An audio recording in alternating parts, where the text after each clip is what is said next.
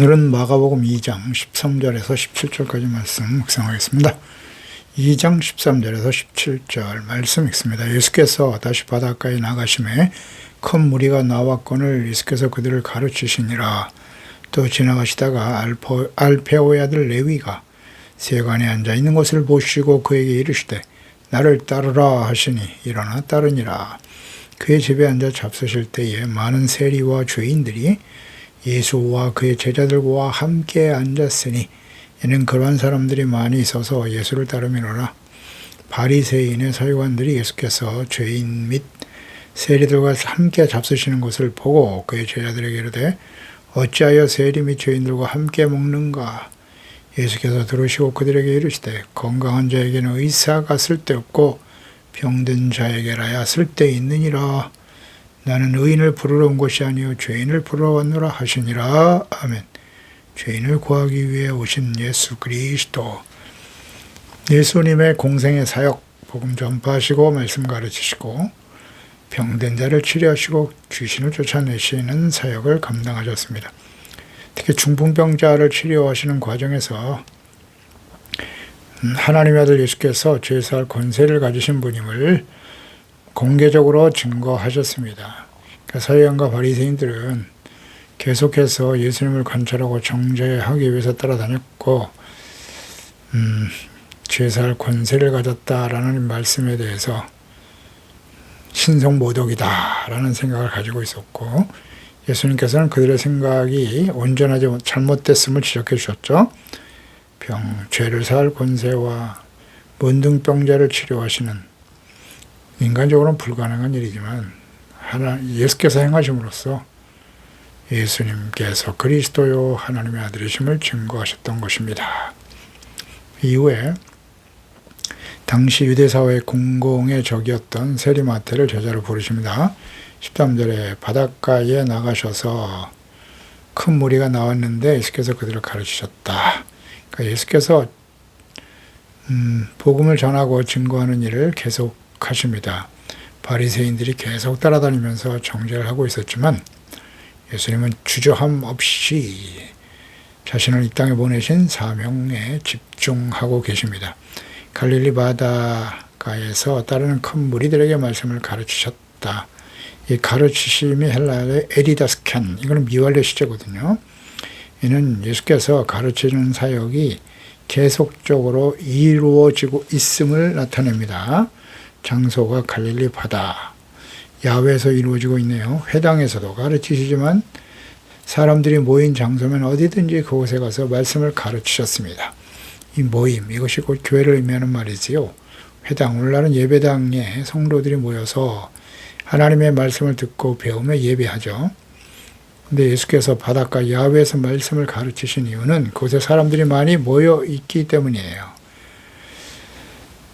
그래서 오늘날 예배당에 모여야만 하나님의 말씀을 들을 수 있는 것은 아니죠. 오늘은 특정한 장소에만 사람들이 모이는 것이 아니라 SNS의 다양한 콘텐츠상에서 수많은 사람들이 일시에 모여들 수 있어요. 그곳에서 하나님의 말씀을 가르치는 일도 의미가 있는 일입니다. 예수님이 회당에서만 가르치신 게 아니잖아요. 많은 사람들이 모인 바닷가에서도 하나님의 말씀을 전했듯이 오늘날 유튜브를 통해서 말씀을 가르치고 증거하는 사역 또한 의미가 있는 것입니다. 그래서 예수님께서 오늘날 계셨다면 SNS를 통해서 말씀을 가르치고 전하셨을까요? 안 하셨을까요? 당연히 전하셨겠죠. 그러니까 특정한 예배당에만 모이는 것만이 아니라 물론 예배를 드려야 돼요. 교회 중심으로 해서 신앙생활하는 것이 맞습니다. 근데 온라인 예배를 드리는 일도 하나님의 말씀을 듣고 회개하고 기도하며 의를 회복하고 하나님의 거룩한 자녀로 살아갈 수 있다면 복음의 측면, 복음 전파의 측면에 있어서 필요한 일이다라고 생각해 볼 수 있습니다. 너무 정지할 필요는 없다고 봐요. 예수님의 중요한 사역, 물론 중요한 것은 교회 중심의 신앙생활이 되어야 하는 것은 분명합니다. 그러니까 예수님의 중요한 사역, 하나님의 말씀과 천국 복음을 전파하고 가르치시는 사역인데 대부분의 사람들이 병 고침의 기적을 위해서 모여들었지만 예수께서는 먼저 하나님의 말씀을 가르치십니다. 말씀을 듣고 회개하고 복음을 믿어 의롭다함을 얻고 하나님의 거룩한 백성으로 하나님께서 다스리시는 하나님의 나라가 바르게 세워질 수 있기 때문입니다. 14절에 알페오의 아들 레위가 세관에 앉아있는 것을 보시고 나를 따르라 부르셨고 그는 즉시 일어나 따랐습니다. 레위가 세관에 앉아있는 것을 보시고, 레위는 세리마태의 다른 이름이죠. 마태복음 9장 9절에는 예수께서 그곳을 떠나 지나가시다가 마테라 하는 사람이 세관에 앉아있는 것을 보시고 이르시되, 이렇게 기록되어 있죠. 레위는 그의 본명이고 마태는 그 마테라고 하는 이름 자체가 하나님의 선물이라는 뜻이거든요. 이것은 예수님의 제자로서 사도로서 부름받은 이름이다 이렇게 보입니다. 그러니까 시몬이 베드로로 불리우는 것과 같죠. 베드로의 본래 이름은 시몬이었습니다. 예수께서 베드로라고 부르셨거든요. 그래서 이 마태, 세리다. 그 당시가 이제 분봉왕 헤롯 안디바에 의해서 세리로 고용되었다고 보여지는데요. 그런데 마태가 거주하던 가버나움 근교의 곳은 교통의 유충지죠.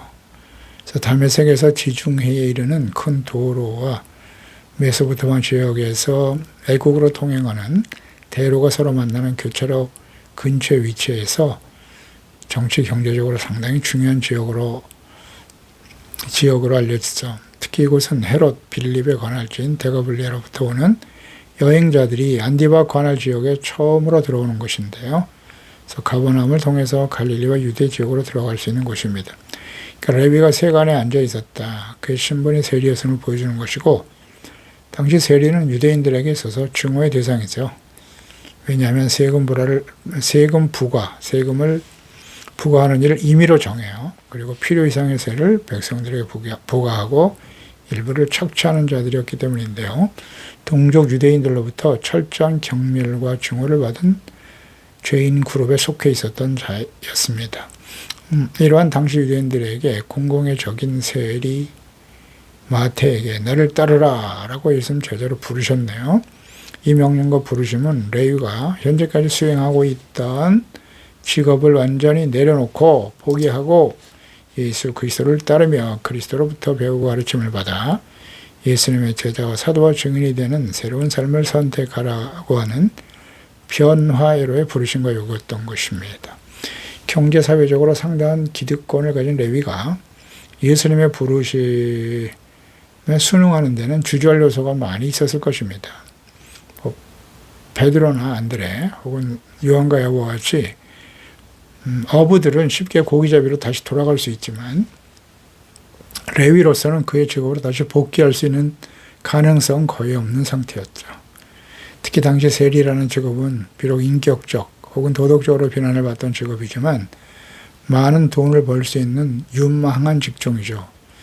오늘날도 마찬가지로 세무 공무원들은 많은 사람들의 선망의 대상이기도 했기 때문인데요. 그러나 그는 예수의 부르심에 대한 즉시 결단을 함으로써 지금까지 쌓아온 재물, 안정적인 삶을 내려놓고 예수 그리스도를 따르는 삶이 장차 어떻게 전개될 것인지를 알 수 없는 불확실한 미래를 선택한 것입니다. 하지만 이러한 그의 선택과 결정은 잠시 있다가 사라질 재물이 아닌 영원한 생명을 선택한 것이죠. 불의하고 악을 행하면서 얻는 재물보다는 새로운 예수 그리스도를 따르고 본받는 영원한 하나님의 나라에 대한 영원한 생명에 대한 갈망, 그 소중함, 가치를 가지고 모든 것을 내려놓고 주님을 따를 수 있었을 것으로 보이죠. 그 재물과 사람들로부터 지탄의 대상이 되는 세리가 아닌 많은 사람들에게 복음을 전하는 사도로, 생명의 전도자로 가장 가치있고 영원한 상급을 받는 삶을 위한 선택과 결정이었던 것이죠. 그러나 당시 세리마태는 이러한 정도의 깨달음을 가지고 따르지는 않았을 것인데 그의 선택이 얼마나 가치있고 위대한 것인가를 우리는 잘 알고 있습니다.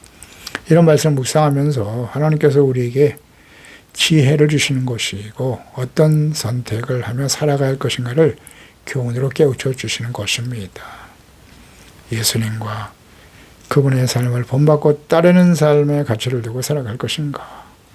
세리마태로 살았던 삶의 모습처럼 육신의 정욕, 안목의 정욕, 이 세상의 자랑을 쫓아 잠시 있다 사라져버릴 세속적인 부와 재물, 명예, 쾌락을 추구하며 살아갈 것인가?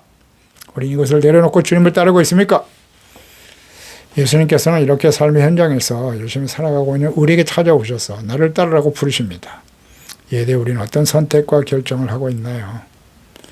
여전히 잠시 있다가 사라지고 썩어질 세상 재물과 권력, 안전한 삶의 기반을 내려놓지 못하고 주저가며 형식적인 종교 생활만 하는 교인으로 살아가고 있지는 않습니까?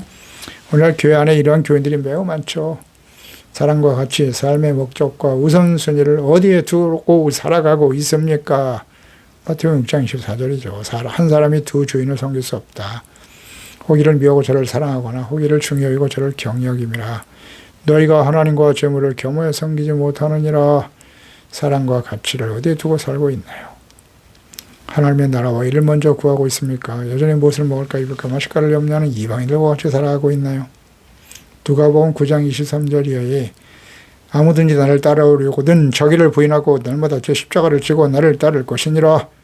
누구든지 제 목숨을 구원하고자 하면 잃을 것이고 누구든지 나를 위해 제 목숨을 잃으면 구원하리라. 사람이 만일 온 천하를 얻고도 자기를 잃든지 빼앗기든지 하면 무엇이 유익하리요? 아멘입니다. 15절에 그의 집에 앉아 잡수실 때 세리와 죄인들이 예수 그리스도와 함께 제자들과 함께 앉아 있었다. 식사를 하고 있었다는 거예요. 세리. 그러니까 마태를 제자로 부르신 예수님. 세리는 당시 유대사회 공공의 적이에요. 악의 대명사인데 그 세리들과 죄인들이 예수님의 제자들과 함께 주님과 함께 앉아 있었다. 식사를 하고 있었다는 거죠. 그러니까 이러한 장면은 유대인들, 특히 서기관들에게 있어서는 있을 수 없는 충격적인 장면이죠. 어떻게 죄인과 부정한 자들과 함께 교제하느냐 하는 것이죠. 식사를 한다는 교제를 한다는 것인데 아마 이 자리가 세리 마태가 이제 세리를 그만두고 예수님을 따르게 되는 그 레위가 친구들인 세리장이들과 함께 송별을 하면서 예수님을 초대한 것으로 보이죠. 그러니까 세리와 죄인들 예수와 함께 앉았다. 이러한 모습은 유대인의 전통과 율법적인 장벽을 허무시는 거죠. 그리고 죄인들과 교제하기를 원하시는 예수 그리스도의 초월적인 사랑이 담긴 의미 있는 자리였던 것입니다. 그러니까 이 세리들은 아주 심각한 죄인들이에요. 그리고 그것으로 인해서 자신의 이익을 추구하고 부를 축적하는 악한 사람들이었죠. 불의하고 악한 사람들이 분명합니다. 계명을 어기는 심각한 죄인들이었습니다. 그러니까 예수께서 자신을 따르고 배우며 증인으로 사명을 계승하게 할 막중한 책임을 가진 제자를 당시의 악의 대명사로 여겨졌던 세리를 부르시고 또 그 세리들과 죄인들과 함께 식사하며 교제하는 일은 율법을 중시하는 서기관들이 볼 때는 아주 충격적이고 엄청난 악행으로 인식했을 것입니다. 이런 일들로 인해서 예수님은 죽어 마땅한 죄인이라고 확신하게 되는 거죠. 예수님께서 아무리 예수님이 그리스도의 하나님의 아들이고 진정한 하나님의 뜻이 무엇인가 율법의 정신과 율법에 담겨진 하나님의 뜻, 사랑 아무리 강조해도 깨닫지를 못하죠. 네. 그렇습니다. 이 잘못된 신앙 매우 위험합니다. 예수님을 죽여버리잖아요. 하나님의 아들을. 저희가 많이 예수님을 따랐다. 그러니까 유대인들에게 공공의 저이고 악인으로 지목된 레위를 차별 없이 제자로 부르셨다는 소식을 듣고 예수님의 가르침과 자신들을 죄인으로 정죄하지 않고 평범하게 대해주시는 주님의 사랑에 크게 감동되었을 것입니다. 그래서 많은 세리와 죄인들이 예수님을 따르게 되었을 것입니다. 당시 대제사장과 서기관 바리새인들은 자신들을 죄인이요 부정한 자라고 여겨서 정죄하고 비난하고 상대해주지도 않았죠.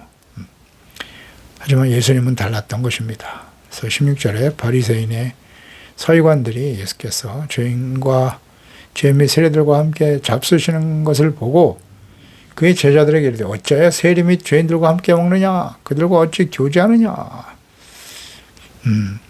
율법을 문자적으로만 지키는 사람들이죠. 아주 배타적인 사람들이에요. 요한복음 7장 49절에 율법을 알지 못하는 이 무리는 저주를 받은 자로다. 그만큼 죄인들, 율법을 알지 못하는 이런 죄인 세리들을 사람으로 취급하지도 않았죠. 그래서 이 바리새 파 사람들, 바리새는 히브리의 파라시로 에서 유래한 것으로 뜻은 분리되었다라는 뜻이거든요. 따라서 그들은 흔히 분리주의자들이다 이렇게 취급되기도 하는데요. 유대의 역사가인 요세푸스는 바리새인들에서 이렇게 정의합니다. 바리새인들이란 율법을 정확하게 해석하여 종교적 항목들을 준수함에 있어 자신의 나라의 다른 사람들에 비해서 의와 거룩함에 있어서 탁월하다 라는 평판을 듣고 있는 종교적인 우월감을 가진 자들이었다. 이렇게 정의하고 있네요. 실로 그들 중에 경건하고 거룩함을 추구하는 진실한 사람들도 있었습니다. 예수님을 따랐던 공의원인 니고데모라든지 또 예수님께서 십자가에서 못 박혀 죽으셨을 때 자기가 준비한 무덤에 장사 지낸 아리마대 사람 요셉 같은 사람들, 이 공의원들이죠. 그러나 예수님은 율법을 어기는 죄인으로 여기고 정죄하고 죽이는 일에 앞장선 자들은 의식하는 자들이었고 종교적 형식주의 등에 집착하는 실제로는 자신들은 더욱 심각한 죄인들이었던 것입니다. 그래서 예수님께서 이들을 공개적으로 책망하셨습니다. 마태복음 23장 25절 이하에 화 있을진저 외식하는 서기관과 바리새인들이여 장고 대접에 겉은 깨끗이 하되 그 안에는 탐욕과 방탕으로 가득하는도다. 눈먼 바리새인이여 너는 먼저 안을 깨끗이 하라. 그리하면 겉도 깨끗하리라. 이처럼 바리새인들은 자신들의 정의에 따라 예수께서 율법에서 정한 부정한 죄인들과의 교제 금지를 무시했기 때문에 그것이고 율법을 어기는 심각한 죄인으로 정죄하고 비난했던 것입니다. 그러니까 하나님의 아들 그리스도로 오신 예수님을 전혀 인정하지 않고 있습니다. 어찌하여 세림이 죄인들과 함께 먹는가? 이러한 태도, 이것은 오늘날 교회 안에도 이런 바리새인들과 같은 모습을 가진 목사나 혹은 재직들, 그런 교인들이 있어요. 그러니까 성경적인 지식을 앞세워서 사람들을 평가하고 비판하고 죄인으로 정죄하고 책망하면서도 자신들의 마음속에는 온갖 욕심과 탐심과 교만으로 가득한 자들이 얼마나 많은가. 나는 그런 사람은 아닌가요? 그래서 범죄하는 형제를 대하는 태도는 어떠해야 합니까? 갈라디아서 6장 1절이야죠. 형제들아, 사람이 만일 무슨 범죄한 일이 드러나거든 신령한 너희는 온유한 심령으로 그랬어요. 그런 자를 바로 잡고 너 자신을 살펴보아 너도 시험 받을까 두려워하라. 겸손해야죠. 온유하고 겸손한 마음으로 권면하고 바로잡아 주도록 하여라.